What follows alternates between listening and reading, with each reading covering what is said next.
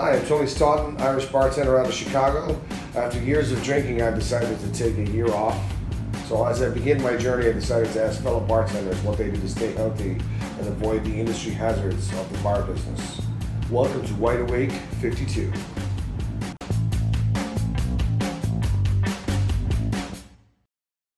Jay, welcome to Wide Awake 52. Thank you for being here. I'm delighted that you've made it here early in the morning here at 11 o'clock, the bartender time. That's like the middle of the night. So, we're here in Nashville, great town, great party town. I associate it with, having a good time and, just going out and living it up. And what's the secret to the balance? And what do you do when you get depressed? Yeah, big question to start it off. I think the mental health crisis is definitely something that we need to be talking about more. For myself, self-care is really important, a really important aspect of keeping going, when you're burning the candle on both ends.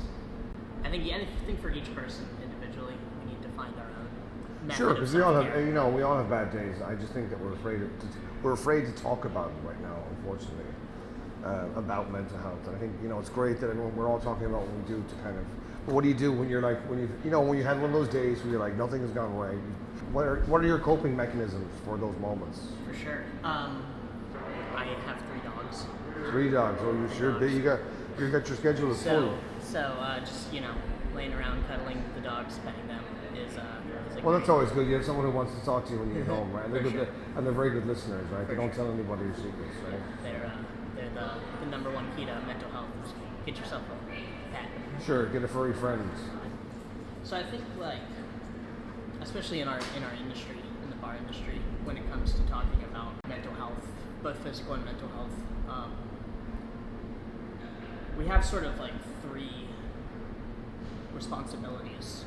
One is consumer facing, and one is community facing, and then one is self-facing inward, and I think we need to, as a community, as a community of beverage professionals, tackle how to address mental wellness from all 3 aspects. I always feel as a younger bartender, well, not a young bartender anymore, but when I was younger, I kind of felt like embarrassed to ask for help, or I think that people feel ashamed, or they feel like as a society, we're groomed not to ask for help because we're supposed to be tough. For sure. And then, of course, bad things happen to people in those situations. For sure. My problem is that I always find when I'm training young people to work with where I work, is that when you're during service and when you're just trying to get your job done, so you're not really sometimes I feel like I'm not as open as I should be. What would be your advice for me now to make myself more approachable?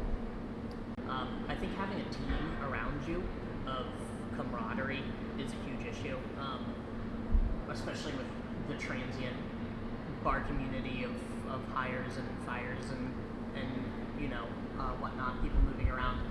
I think having a core team of people that you can trust to talk to be open with, to go out after work together and unwind is crucial to feeling in community. A lot of the issues we're facing today are a lack of feeling in community with one another. Yeah, because we're only human.